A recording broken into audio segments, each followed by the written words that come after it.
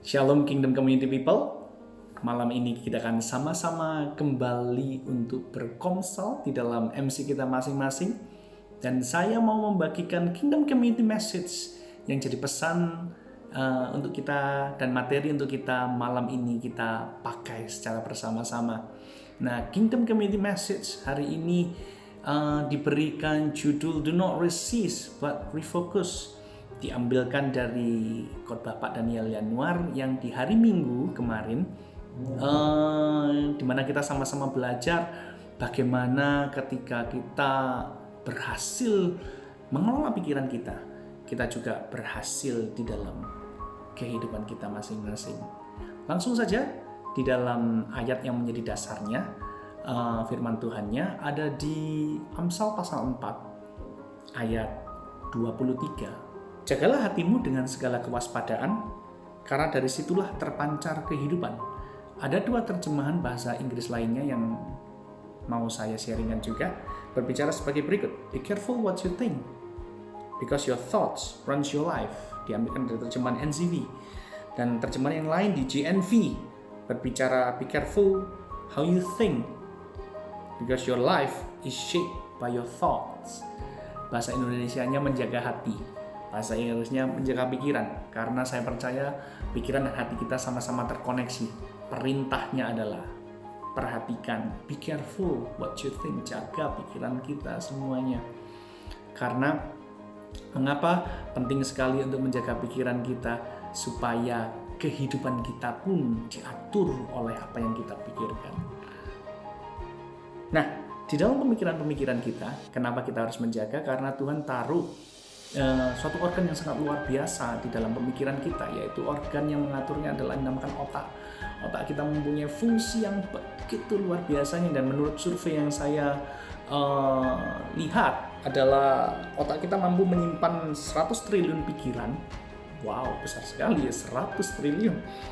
Dan dapat merekam 800 ingatan di dalam 1 detiknya. Luar biasa sekali otak kita, dan mempunyai kemampuan yang sangat luar biasa. Bahkan kita dengan otak kita mampu berkomunikasi dengan Tuhan, kita mampu menciptakan sesuatu inovasi yang luar biasa. Semuanya saya percaya diberikan oleh Tuhan kita dengan tujuan satu, supaya manusia melihat bahwa kita diciptakan serupa dengan segambar dengan Dia. Nah, tapi masalahnya apa? Ada masalah dan problem dan fakta yang harus kita ketahui.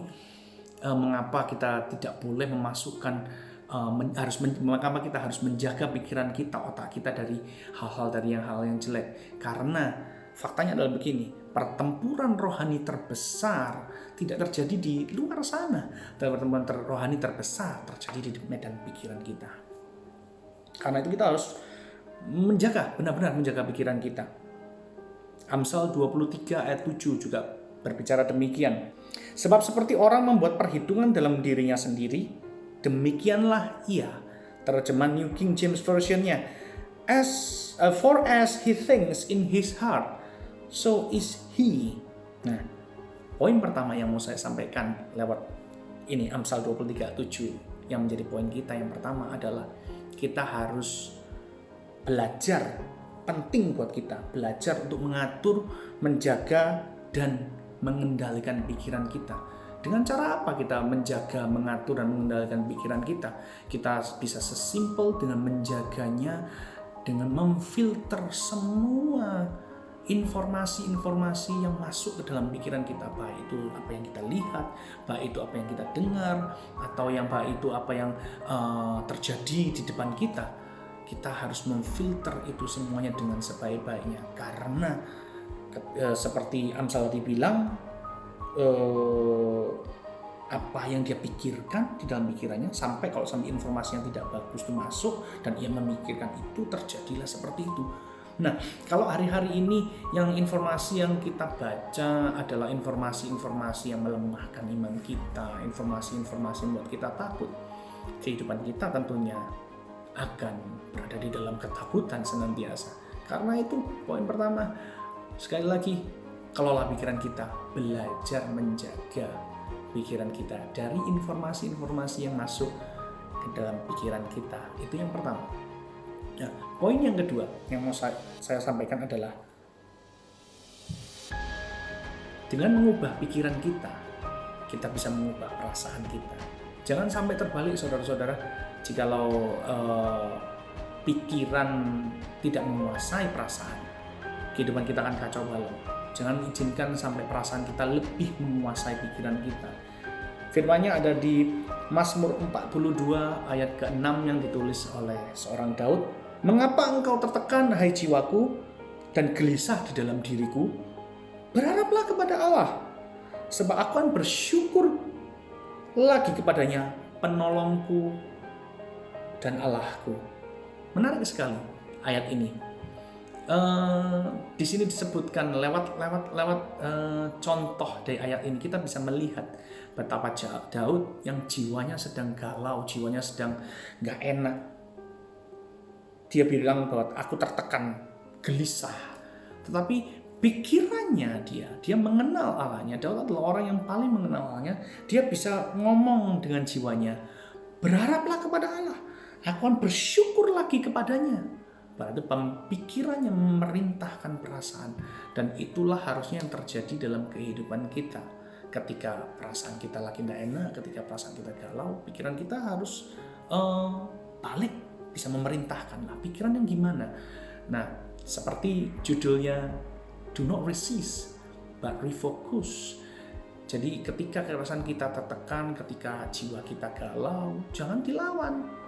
Tetapi yang harus kita lakukan apa? Kita refocus seperti Daud tadi berbicara, berbaliklah, berharaplah kepada Allah dan akan bersyukur kepadanya. Berharaplah kepada Allah dan bersyukur kepadanya. Nah, Daud bisa pakai pikirannya untuk perintahkan jiwanya. Refocus lagi kepada siapa? Kepada Allahnya. Saya mau berikan contoh untuk supaya ngerti kenapa jangan do not resist. Contoh ini diambil dari salah satu anggota MC saya yang sempat mengalami tidak bisa tidur selama berbulan-bulan, saudara-saudara. Dia cukup depresi, dia cukup stres ketika harus menjalani hari-hari yang sleepless night. Sleepless night, jadi dia satu hari apa yang dia tadi ceritanya kepada saya, dia hanya bisa tidur 2-3 jam saja. Sisanya dia terjaga ataupun dia gelisah dalam hatinya. Dia pergi ke dokter, mencari penyebab kenapa itu terjadi dalam kehidupannya. Dia mencari segala cara, tetapi tetap membuat dia tidak bisa tidur. Bahkan obat-obatan yang diberikan kepada dokter, mulai dari dosis yang paling rendah sampai dosis yang paling tinggi, sudah ia makan. Dan dia berbicara seperti mau mati saja rasanya, sudah buat apa saya hidup. Tetapi ketika dia mendengar kebenaran firman Tuhan, dia mulai perlahan-lahan fokusnya berbalik kepada Tuhan. Dia tidak lagi resist masalahnya dia mencoba menentang kenyataan bahwa dia tidak bisa tidur. Tetapi dia hanya memfokuskan kepada janji-janji Allah dalam terjalin kehidupannya. Selama tahun-tahun kehidupannya, dia melihat kemurahan dan kebaikan Tuhan, dan itu yang menjadi pegangan dalam hidupnya, dan dia memfokuskan hanya kepada Allah. Yang terjadi setelah lewat 4-5 bulan, akhirnya dia mulai perlahan-lahan bisa tidur dengan baik kembali sampai sekarang, sudah dalam kondisi normal. Dari 2 jam, 3 jam, kepada 5 jam, sampai kepada 8 jam. Ya, saya percaya firman Tuhan ini harus kita hidupi. Ketika kita menghadapi masalah, jangan lawan itu, jangan resist. Ketika kita menghadapi kegalauan, jangan resist. Tetapi kita harus sekali lagi fokus kita ditujukan kepada Tuhan yang baik dan yang luar biasa. Masuk ke poin ketiga, teman-teman semuanya. Poin ketiga gini, perubahan pikiran haruslah terjadi di dalam inner kita. Karena saat pikiran kita berubah, hidup kita berubah. Ayatnya ada di Roma 12 ayat 2. Mari kita baca bersama-sama. Janganlah kamu menjadi serupa dengan dunia ini, tetapi berubahlah oleh pembaruan budimu, sehingga kamu dapat membedakan manakah kehendak Allah, apa yang baik, apa yang berkenan kepada Allah, dan yang sempurna. Jangan menjadi serupa dengan dunia ini. Bahasa Inggrisnya diterjemahkan seperti do not conform yourself to the standard of this world. Jangan conform itu mengambil bentuk dari dunia ini karena pengaruh-pengaruh dari luar, mengambil bentuk dari dunia ini. Tetapi itu pengaruh dari luar ya, teman-teman. Nah, tetapi yang harus dilakukan apa? Berubahlah. Berubahlah itu bahasa Inggrisnya disebutkan adalah transform. Kemarin yang sudah disampaikan Pak Daniel Anwar. Transform your life. Perubahan transformasi itu perubahannya dari dalam keluar. Transformasi dikerjakan oleh Roh Kudus. Jadi setiap perubahan pikiran kita mungkin terjadi dari dalam kehidupan kita yang dikerjakan oleh kuasa Roh Kudus. Jangan sampai kita mengambil bentuk yang dari luar. Kehidupan kita dibentuk oleh kondisi-kondisi apa yang terjadi di luar sana. Do not conform, but transform your life melalui kuasa Roh Kudus. Perubahan dari dalam kita, perubahan pikiran, perubahan kehidupan kita dimulai dari kehidupan kita yang berada di dalam. Karena itu kita butuh Roh Kudus di dalam kehidupan kita. Itu poin yang ketiga. Dan langsung saja saya masuk kepada poin yang keempat. Selain dari karya Roh Kudus, pikiran kita harus tunduk di bawah kebenaran firman Tuhan juga. Ada disebutkan kemarin ada 3 musuh utama di dalam kehidupan, yaitu Unholy Trinity. Apa saja itu? Keduniawian, kedagingan, dan iblis. Dan oleh cuman kita mengandalkan kekuatan kita saja, tidak mungkin kita bisa menang mengatasi itu semua. Tidak mungkin kita bisa menang lewat area-area di dalam area pikiran kita, melawan kuasa-kuasa yang tadi itu Unholy Trinity. Tapi kita perlu firman Tuhan, kita perlu juga Roh Kudus. Mari kita baca sama-sama di Roma 8 ayat 5-6. Sebab mereka yang hidup menurut daging memikirkan hal-hal yang dari daging. Mereka yang hidup menurut roh memikirkan hal-hal yang dari roh. Karena keinginan daging adalah maut, tetapi keinginan roh adalah hidup dan damai sejahtera. Seperti itu. Ikuti keinginan roh. Sebab keinginan roh itu mengerjakan apa yang dari roh Tuhan.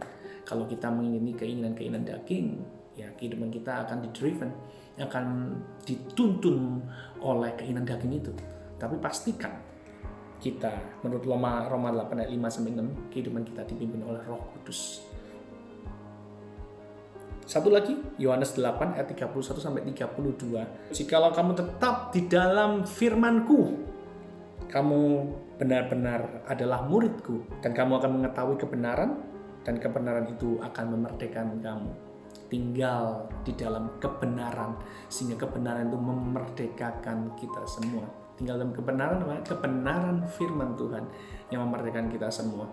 Jaga pikiran kita dengan kuasa Roh Kudus, dengan kebenaran firman Tuhan, filter semua yang masuk dalam pemikiran kita, dan jangan persis, tapi refocus kita kembali kepada Tuhan. Nah, itulah 4 poin yang kemarin Pak Daniel Anwar sudah sampaikan yang bisa kita bahas sebagai bahan komsel kita. Kita akan masuk kepada perenungan yang mungkin bisa jadi bahan komsel kita, bahan diskusinya. Kita bisa melakukan ini, saudara-saudara. Hal apa yang seringkali membuat pikiran kita tidak bisa fokus kepada Tuhan?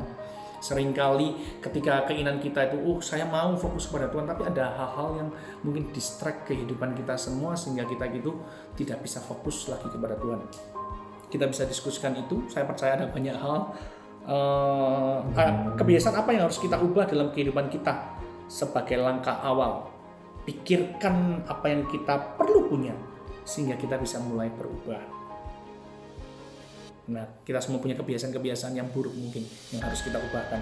Kita bisa share, kita bisa saling terbuka. Oh, ini kebiasaan buruk saya.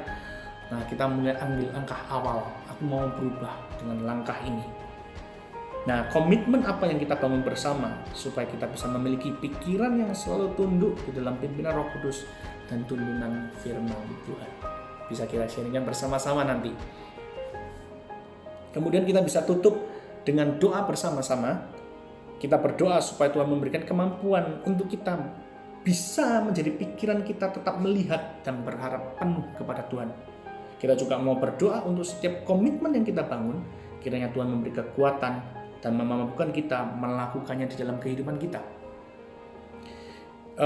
Kita juga berdoa di masa PSBB ini supaya Tuhan tambahkan rasa lapar dan haus akan firman Tuhan dan keterlibatan Roh Kudus di dalam seluruh kehidupan kita. Dan juga kita berdoa untuk kebijakan PSBB khususnya di Surabaya, Sidoarjo, dan Gresik supaya sungguh-sungguh mengurangi dampak penyebaran dari virus Corona 19 ini. Saya mau ucapkan selamat berkomsal nanti dengan bahan-bahan ini. Saya pasti percaya ada kesaksian-kesaksian yang luar biasa. Kita semua boleh saling menguatkan. Dan saya mau akhiri kita dengan kita sama-sama berdoa bersama-sama. Tuhan yang Maha Baik, hari ini kami sudah mendengarkan sekali lagi ringkasan singkat tentang kebenaran firman-Mu Tuhan. Biarlah kami bisa pakai ini semua sebagai dasar dari kehidupan kami semua, untuk kami semua saling membangun. Dan aku percaya Engkau berkati komsel-komsel ini, kehidupan mereka menjadi sehat, pikiran menjadi sehat, karena kehidupan mereka memuliakan nama-Mu Tuhan. Terima kasih Tuhan, mereka mengerti kebenaran firman-Mu, kehidupan mereka dituntun oleh Roh Kudus. Dan aku percaya Tuhan ada kegerakan-kegerakan yang baru yang Kau lahirkan dari komsel-komsel dengan pemikiran yang sehat, karena mereka tidak lagi dipenjarakan oleh ketakutan. Mereka akan jadi warga kerajaan-Mu yang hidupnya berkemenangan. Aku berdoa untuk setiap komsel yang melakukan komsel malam ini sampai seterusnya di minggu ini. Engkau yang pelihara setiap kehidupan mereka dan kehidupan mereka memuliakan nama-Mu. Di dalam nama Yesus kami berdoa. Amin. Selamat berkomsel teman-teman semuanya. Tuhan Yesus memberkati.